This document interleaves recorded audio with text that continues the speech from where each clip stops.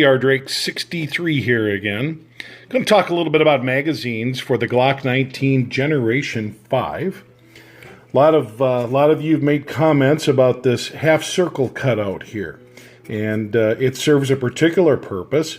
It is meant to allow you an extra point of which to take that magazine out if it gets stuck.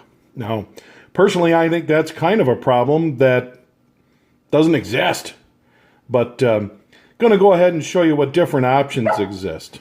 What you see inserted here is a regular Glock 19 pre-Generation 5 magazine.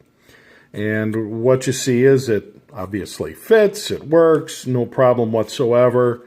However, with this flag magwell, it doesn't quite extend out far enough to give you the ability to get a hold of it should it get lodged or not come out. Now, here's an empty magazine, and, not a problem at all. This is the Glock 19 Generation 5 magazine. How you can tell it is the orange follower right there.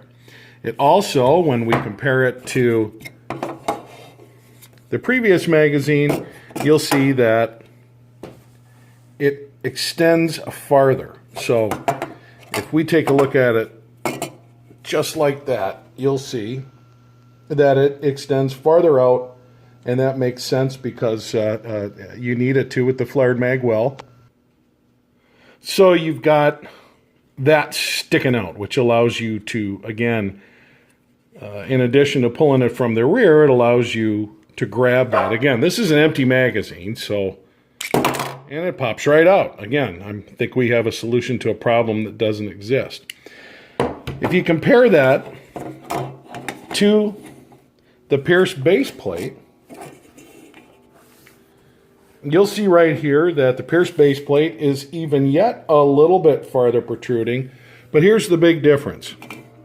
Built into this baseplate is a little half-moon cutout, and what that does is it nicely fills that section that is the cutaway. So as you see here, this little void is not there. And when you're firing it, you will notice, if you're at the range and you're shooting that with a regular Glock 19 magazine, or even the newer ones designed for the Glock 19 with the larger base plate, that this might pinch your finger a little bit. It's certainly not comfortable.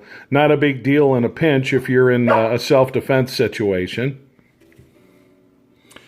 You can see right here, once again, magazine pops right out, empty or full. So, I mean, the flared magwell and what I call typical Glock construction, it's solving a problem that doesn't exist. This was something, I think, that was developed as part of the modular version that was built for the armed services trials, which apparently you can win that if you have a firearm that goes off when you drop it. You just can't if you have a good firearm that we're going to leave that one alone. Anyway, you see the differences between them. I've got the Pearce base plate on 3 or 4 of my mags. I think they're great, and I like the feel of that. You're looking at about $10 or less, I believe, for these. And for those of you that are interested, you can see it's a Pearce grip PG-FML. You can go online and find these. I don't work for Pearce, but they do make a good product. And I suggest this base plate. It goes on real easy. Easily swap out with either of these generation magazines. They're all 15 rounders. That's update on the Glock 19 and the Pearce base plate. I don't make a lot of modifications on these guys. I know some guys immediately need to change the sights, the triggers, and everything else, guide rod. Not me. These things work fine as is. Anyway, that's just an update on how you can make this slight modification to your Glock 19 Gen 5, and in my opinion, a more comfortable shooting handgun without getting into lengthening your grip or other things that kind of negate the fact that this gun is designed for concealed carry. Thanks again for your time. This is Dr. Drake 63 reminding you to please support the National Rifle Association. They're the only organization that is effectively supporting your rights. Thank you and have a great day.